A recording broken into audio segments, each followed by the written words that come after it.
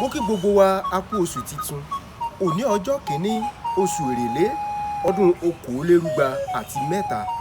Gbogbo ọlọ́jà á mọ tàtàjèrè láṣẹ Èdùmàrè. Gbogbo oníṣẹ́ ọwọ́ ńkọ́, gbogbo iṣẹ́ tá a bá ń ṣe, èrè báyìí ni a mọ̀ jẹ lábọ̀ ọjà lágbára Olódùmarè. Ìjò burúkú ní ìbànújẹ́ onílé kò ní wọ̀ sọ́dẹ̀ gbogbo wa láṣẹ Èdùmàrè. Àní káàbùkù, àbùkù ò ní kàn wá. Bí ìgbà tó wó pẹ́ńlé kó tó lọ báǹkì níjọ́ Jímọ̀. Àwọn báǹkì ò ní a ti ṣíwọ́ ọṣẹ́ lónìí Jímọ̀. Kò sì ṣiṣẹ́ ní Sátidé ọ̀la, kò sì tún ní ṣiṣẹ́ níjọ́ ìsinmi.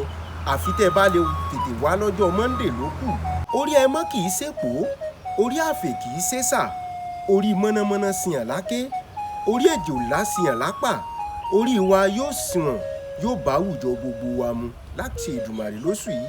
Gélà gbúrù làárọ̀ tòkòrò wọjà, wọn ò ní fẹ́ lòmíì ṣe wá, ayé ò ní kọ òun wa, a sì ní dẹni àkọlù ìbò. Abẹ́rẹ́ kì í kọ òun aṣọ, kọ̀ǹkọ̀ kan kì í kọ òun odò. Ayé ò mọ̀ fẹ́ wa níwọ̀n ẹgbèje, ayé ò sì mọ̀ fẹ́ wa níwọ̀n ẹgbẹ̀fà. Lóṣù Èrèlé yìí, èrè báyìí là á mọ̀ jẹ láṣẹ Èdùmàrè. A kú oṣù titun o. Ire o.